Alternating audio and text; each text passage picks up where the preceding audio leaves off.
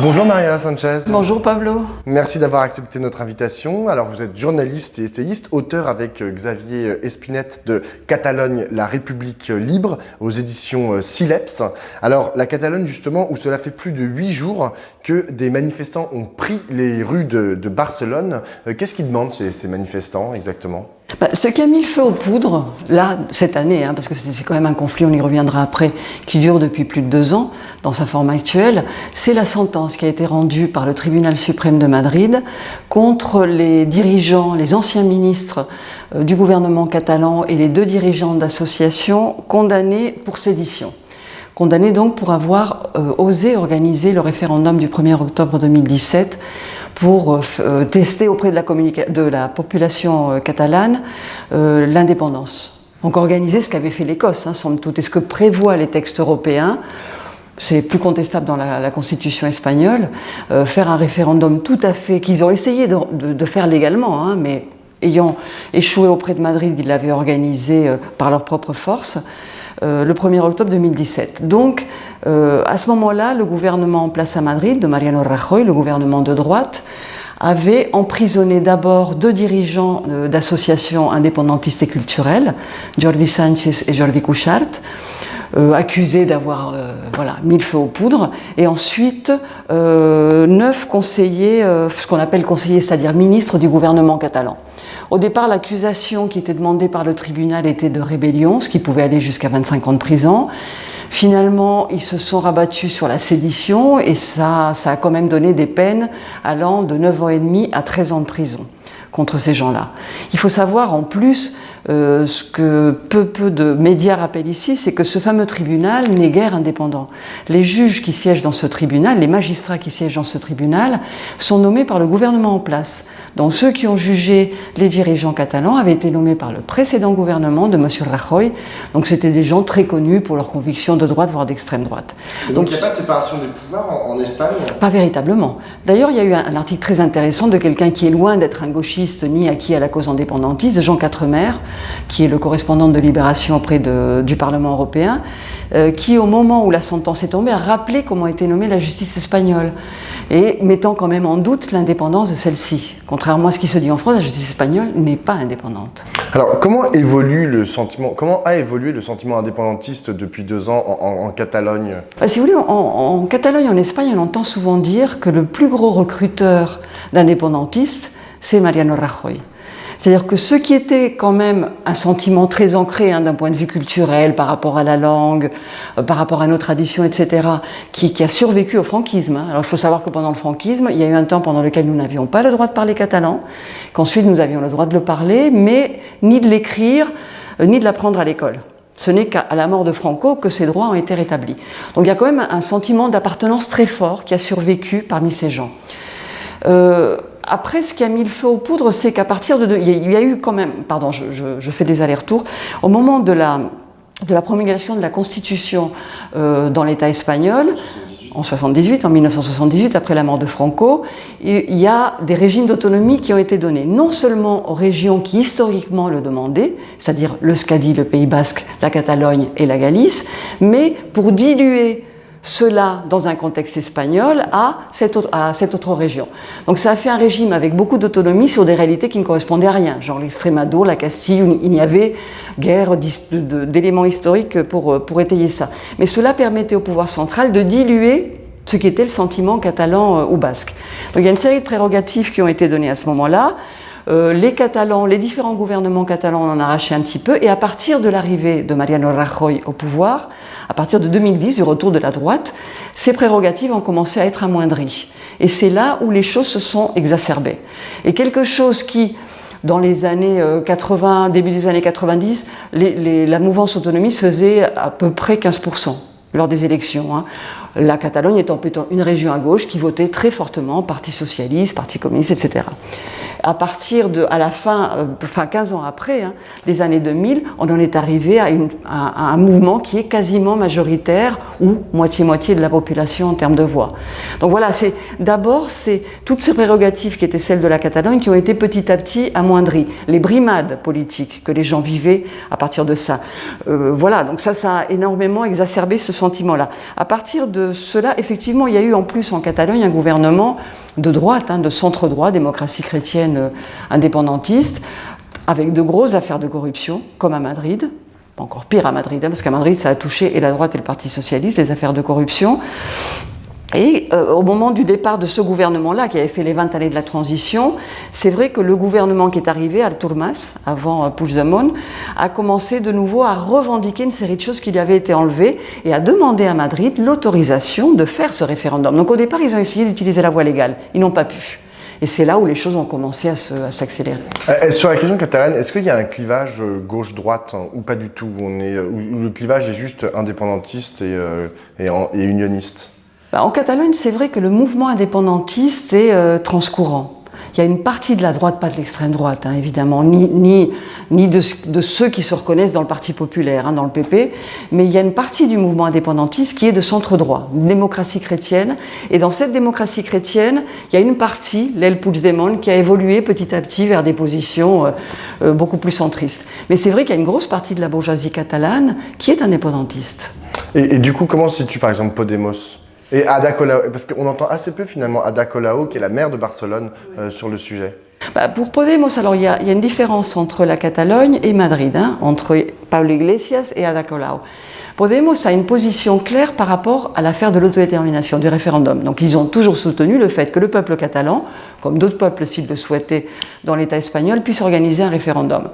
Après, eux, ils disent que une fois ce référendum organisé, pour la plupart d'entre eux, ils voteraient contre l'indépendance. Ils ne sont pas pour. Ils sont plutôt pour un État fédéral. Ada Colau a une position similaire à celle de Madrid, mais forcément beaucoup plus... elle campe beaucoup plus sur ses positions d'autodétermination, contre la répression, etc., parce qu'elle est quand même en Catalogne. Et elle a eu des scissions dans son courant à cause de cette affaire-là. Au moment de la déclaration unilatérale d'indépendance, après le référendum, il y a une partie de En Comú Podem, qui est la branche catalane de Podemos, qui a quitté la bande Ada Colau. Et aujourd'hui, Ada Colau, là, dans la situation de crise, elle tente une espèce de médiation, non pas avec Madrid, parce qu'on lui reviendra peut-être après, qui fait complètement la sourde oreille, il est complètement autiste à toute demande de dialogue, mais elle essaye de trouver une espèce de médiation, ne fût-ce que pour parer aux violences et à la répression qui sévit là-bas. Alors justement, sur le dialogue en fait, entre la Generalitat de Catalogne et le pouvoir central de Madrid, on a l'impression que c'est vraiment, toutes les communications sont rompues entre Quim Torra et le président de la Catalogne et Pedro Sánchez, le Premier ministre. Je vous confirme, pire que ça, Pedro Sánchez s'est rendu hier en Catalogne. Je pense que la presse... Oui, il a visité un hôpital. Il a visité un hôpital. Il y a eu quand même, je refais mon compte, parce que tous les jours il y en a plus, il y a 579 personnes qui sont passées par les hôpitaux. De cela, plus de 300 fortement blessés. 4 qui ont perdu leur œil. Donc voilà, le niveau de violence est énorme. 61 journalistes agressés par la police. Bon, je ne vous fais pas la litanie. Il y a un nombre impressionnant. Évidemment, il y a des policiers aussi, soit de la garde civile, soit de la police catalane, des Mossos d'Esquadra qui ont été blessés. Pedro Sánchez se rend dans un hôpital, l'hôpital de Sant Pau à Barcelone, et il ne va visiter qu'un policier blessé. Que s'est-il passé? Je vous conseille de regarder la vidéo qui est sur tous les journaux catalans. Elle tourne aussi sur Facebook. Il s'est fait huer par le personnel médical. Il est parti par une porte dérobée. Quim Torra avait demandé dès la fin de la semaine dernière à le rencontrer. Il refuse de le rencontrer. On sait qu'il a appelé, pas vu Ada Colau, à ce que l'on sait, mais il refuse toute discussion avec Quim Torra, qu'il accuse de tous les noms. Et hier soir, on a vu débouler, parce qu'il envoie plein d'émissaires quand même en Europe pour faire sa version des choses. Et là, effectivement, le jeu se fait à armes un petit peu inégales. Donc il y a un émissaire de Pedro Sánchez qui a déboulé sur le plateau de BFM TV hier soir, en expliquant que c'était la meilleure des démocraties, que ce jugement était totalement impartial, juste, etc. Et que Pedro Sánchez refusait de discuter avec Quim Torra parce que c'est un méchant activiste qui coupe les routes en Catalogne. Effectivement, Quim Torra a fait partie du demi-million de personnes qui ont marché sur les routes catalanes vendredi pour converger vers Barcelone. Voilà, mais il n'y a aucune... Pour l'instant, il demande à Quim Torra de condamner tout ce qui est en train de se passer. Alors, le dit Quim Torra est dans une position compliquée, parce qu'il y a une partie de sa police, la police catalane, qui est dirigée par un de ses ministres, qui tape sur les gens quand même. Donc il est quand même dans une position compliquée. Mais du coup, quelle peut être l'issue en fait? Qu'est-ce qu'il attend, Pedro Sánchez? Il attend un pourrissement de la situation? par moments, on se demande est-ce que ce n'est pas ça, parce que c'est vrai qu'en plus l'attitude des forces de police est quand même, c'est de la provocation. Hein. Il y a eu au lendemain de la grosse manifestation, il y a eu des manifestations d'extrême droite, de jeunes fascistes à Barcelone. La garde civile les a laissés passer, les a laissés rejoindre les autres jeunes qui étaient devant une caserne en train de faire un sit-in. Et c'est au moment où le cortège fasciste a rejoint les jeunes que les policiers sont intervenus, chargeant majoritairement les jeunes qui étaient assis par terre de façon non violente, comme c'est le cas de ce conflit depuis le début. Donc on peut avoir l'impression à certains moments qu'ils jouent le pourrissement. Parce qu'effectivement, la ville est paralysée, c'est une ville de tourisme, il n'y a pas de commerce, les restaurants fermés, etc. etc. Mais après, où je pense qu'il... il y a une issue politique possible?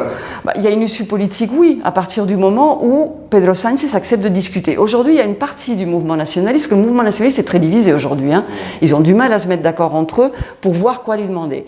Il y a une des anciennes ministres qui est en exil, Clara Ponsati, qui est en exil en Grande-Bretagne, qui a commencé à avancer 3 points de revendication qui ont été repris par Puigdemont, par une partie du mouvement, même de la gauche anticapitaliste indépendantiste, en disant il y a 3 points sur lesquels on veut discuter avec Madrid: la paix, donc les arrêts de la violence, l'autodétermination et la libération des prisonniers. S'il accepte de discuter de ces 3 points, il y a peut-être quelque chose qui s'ouvre. Mais pour l'instant, il ne veut pas l'entendre parler sous prétexte qu'il y a un jugement rendu et qu'il est juste. Alors, on sait qu'il va y avoir des élections le 10 novembre prochain, des élections législatives. Et donc, potentiellement, est-ce que vous pensez que ça peut changer quelque chose? Évidemment, parce que là, il joue avec le feu. C'est quelque chose qu'on a connu en France. Aujourd'hui, Pedro Sánchez est en train d'essayer de mordre, avec des visées, je pense, électorales, plus la profonde conviction du Parti socialiste espagnol, hein, qui est très unioniste, qui est très madridiste, qui croit dans cette constitution de 78, qui pour beaucoup de gens n'a pas défranquisé le pays. Donc il joue avec le feu parce qu'il se pose sur le terrain de l'unionisme, il donne des gages à la droite et à l'extrême droite. Quel est l'effet de ça quand on regarde les derniers sondages? Ça fait monter Ciudadanos, qui est quand même une droite franquiste, même si ici on nous le présente comme des grands libéraux totalement décomplexés, hein, qui passent des alliances avec l'extrême droite dans des exécutifs locaux, et la droite du PP. Donc le PP, Ciudadanos et Vox, l'extrême droite, surtout Vox, sont en train de monter. Le PSOE descend, alors que quand il a annoncé les élections, il était plutôt haut. Donc voilà, il est en train de jouer avec du feu. Parce que c'est pas seulement qu'il risque de ne pas avoir de majorité à l'issue de ces élections, mais c'est qu'il risque de ne pas être majoritaire du tout et de faire passer la droite et l'extrême droite.